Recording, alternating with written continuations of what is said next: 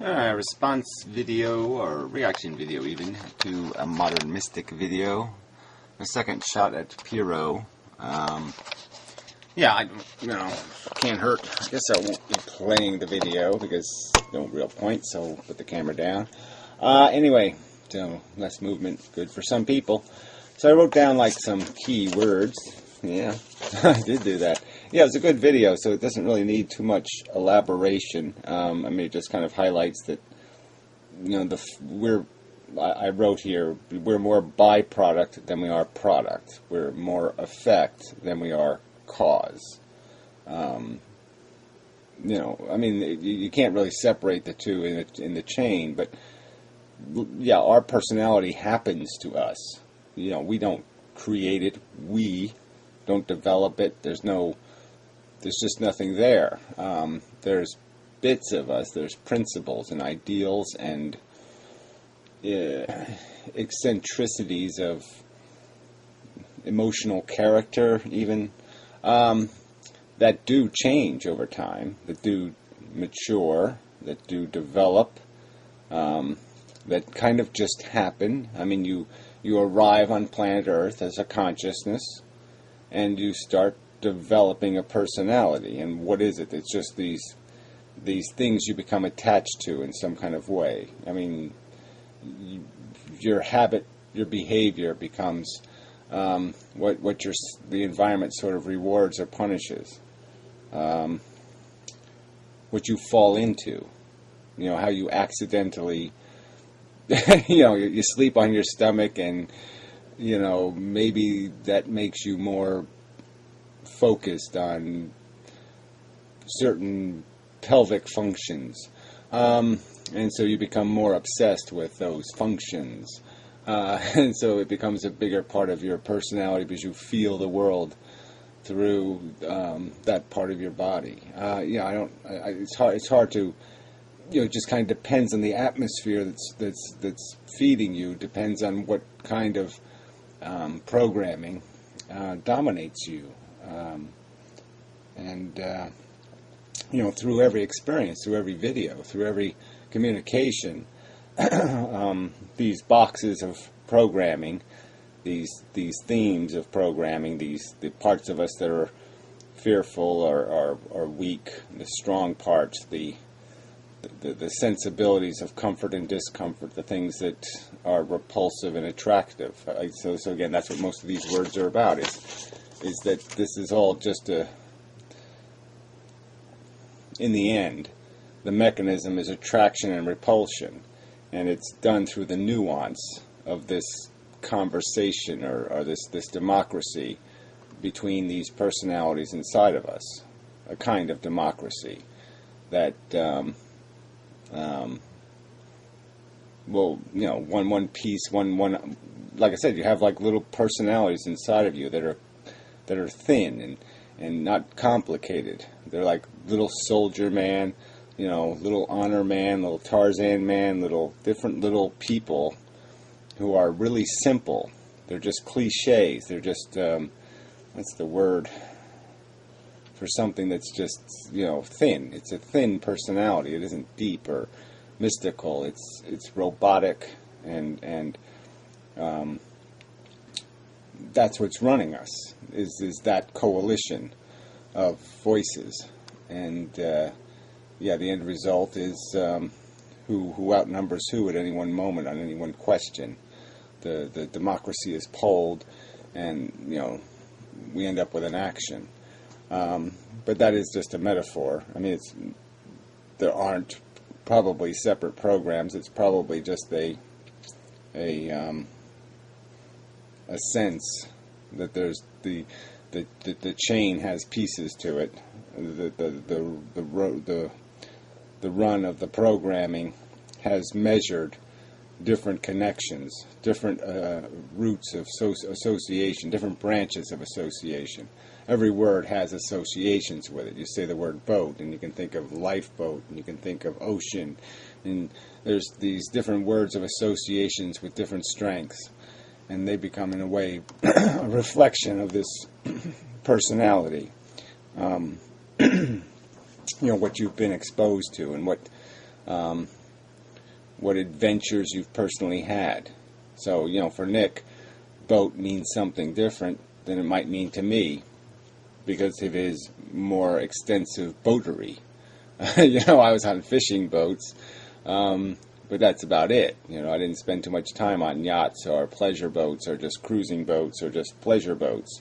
They were always purposeful boats. So, when I think of boat, maybe it's different. But then maybe I had more thought. I've given more thought in my life to the Titanic because maybe I read more literature that referenced it, or maybe because of Moby Dick, and maybe I read Moby Dick at the same time I had perceptions of the Titanic, of some other thing, and that's created a coalition of boatery inside my brain. And everything we're doing is just a reflex. It's just your brain reflexes to the word. It hears the word, or it has the theme or the concept. It's these things are kept in packets, so to speak, recognizable packages. And the brain says, I've heard that sentence before. Here's my reaction to it. And it has all these connections, and it just brings back the strength of those connections. And then there's a weighing being done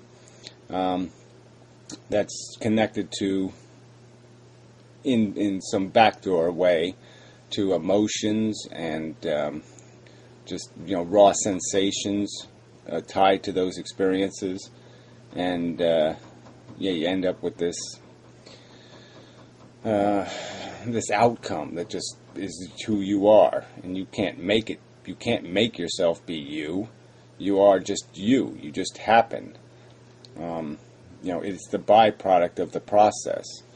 And there's nothing inside of here that's saying there is a program that has a knowledge of how the system works. So it's saying you're a byproduct, which means that you're sort of a product. And there's this obvious logical statement inside my brain running around in there saying product can be modified. So modify the reactions and the product is changed. So if you even practice modifying the product, you could change who you are or what you project.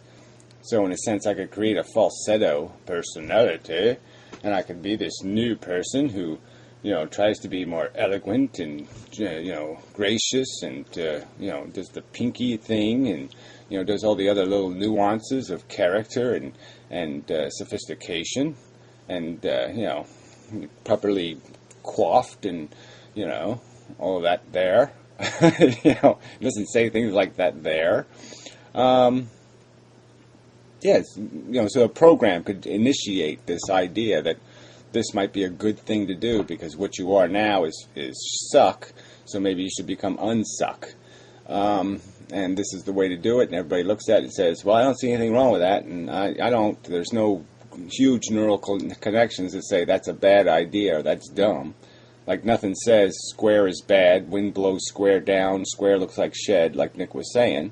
There's no connections inside the brain that find something terribly abhorrent about that, beyond the fact that change is a pain in the ass, and it sounds like work. There's a little voice that says, it sounds like work, Gary. And the work connections are all like negative. Don't really like to do that. The work isn't the same as fun. It doesn't have much to do with penis work. No, penis, if it doesn't, there's no real good connections between work and penis, so fuck that. So for my brain, the synthesis is obvious that changing who I am, it's a bad idea after all. I mean, it sounds good at first, but then as soon as you figure out, well, what does that mean I have to do? Then screw it.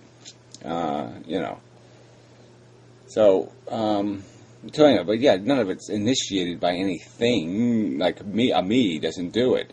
The process does it, and we know what the process is. Like I said, we know where the associations come from. They come from every single thing you experience over decades of living.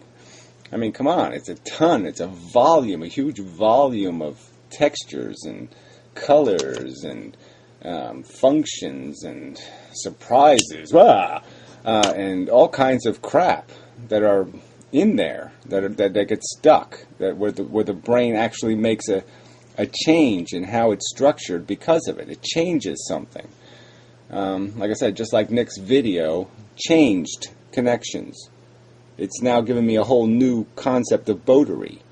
Even the word gazebo, I mean, it's not a word I would really hang out with in my life. I mean, gazebos were always like, oh yeah, those are the silly things people sit in and play, baritones in or something. Pa or something. Yeah, fuck that.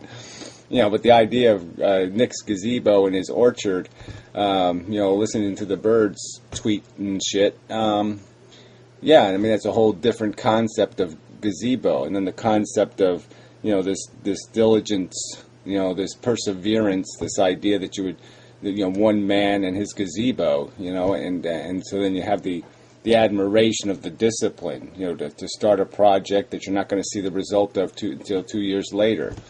It's like if you had to wait 2 years for Christmas, it requires a kind of patience to invest in that, an obvious amount of patience.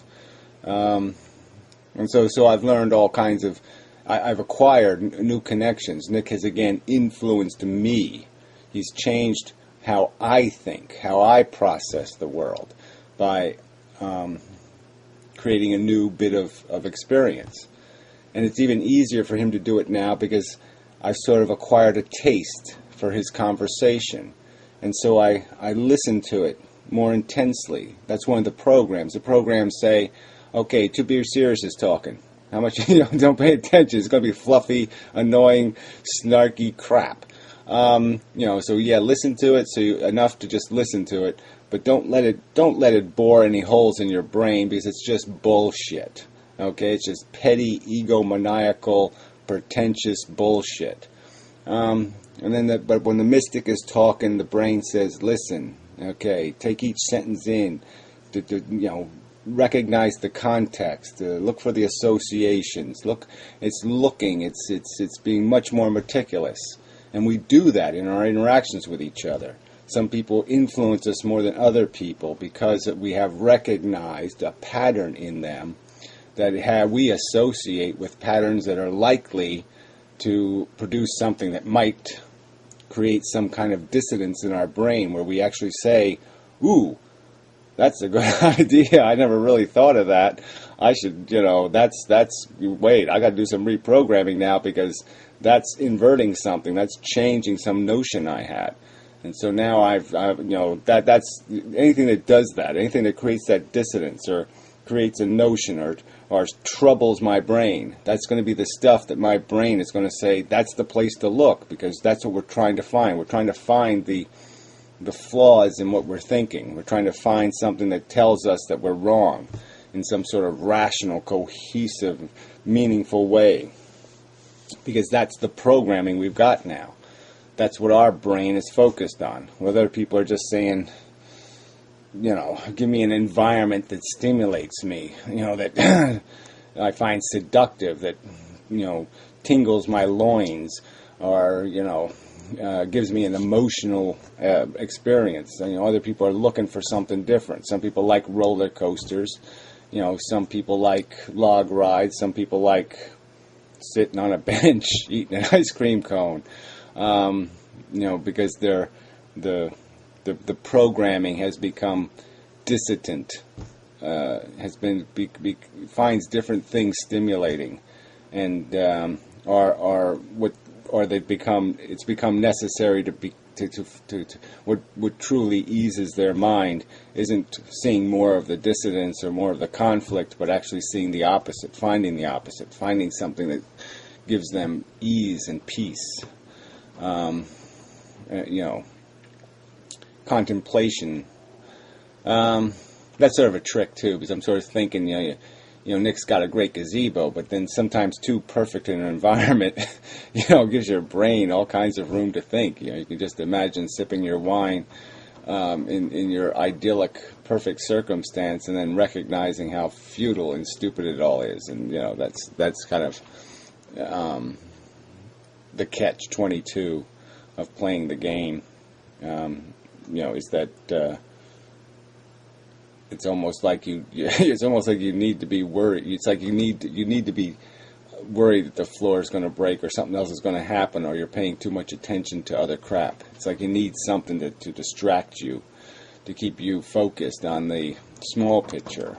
Because if you start looking at the big picture, you recognize the staircase just falls off at the end, and everything just falls off the end of the staircase and splats on the ground. And you're like, whoops, maybe climbing stairs isn't a good idea. So yeah, I don't need to go forever on this, but it does open that kind of metaphysics it does open a door to, once you do this recognition of what's controlling you, your brain can start filtering the voices and start saying, okay, even though this voice is strong in me, it's an asshole.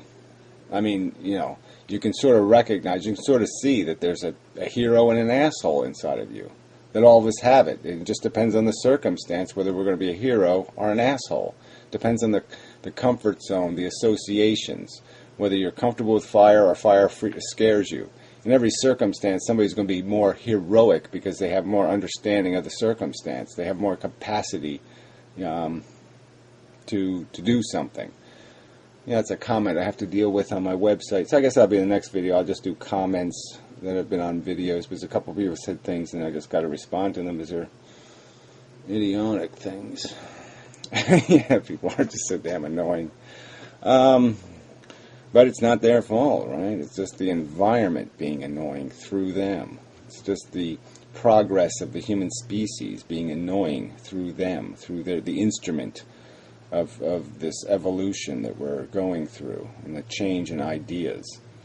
And I would argue that, I'm so far down the road, and I'm just looking back, and they're still in the dark ages. I mean, they're still in the, whip and horse and buggy days. I'm just like, oh, fuck. How are you going to get these people up to speed? So anyway, but so it was a good video, and I don't know if Pyro's going to get it, though, because he is just obsessed with this, I am a unique thing, and that's all that matters. It doesn't matter that I'm made up of primary colors. I'm a unique color, and therefore I mean something. No, you're just a mixture of basic, standard building blocks of human character. And that's all any of us are. We're just made out of simple building blocks of attraction and repulsion, strength and weakness, like, dislike, comfort, discomfort, preference, prejudice, and it's all been built out of experiences, because you've got your hand burned in the fire, or because you felt the warm, soft texture of the Baltic Sea on a beautiful February day, it just depends on what experiences you've had and how they've touched you, how they've bent and twisted the associations in your brain, how they've connected ideas, concepts, colors, sensations, moods, all these things. These are all connections being made all the time in your life. And at any one moment, something can hit you. Some idea can fly into you, as in Apocalypse Now. It was like a silver bullet right through my head. That you realize, oh, whoa, now I get that. Okay, I'm seeing something I didn't see before. Now there's a radical change in the programming, because essentially, stuff that owned me before, I'm completely liberated from. Associations that were strong have now just been broken, annihilated, destroyed. And I'm liberated to be a whole different kind of psychology. Yeah, all right. But some of it is just not going to go away. Some of the style, functionality of you, some of the attachments that you have just can't be annihilated by mere perception of them, by mere you could recognize them as asshole, but you still can't kick them out of the house. They're still in your house.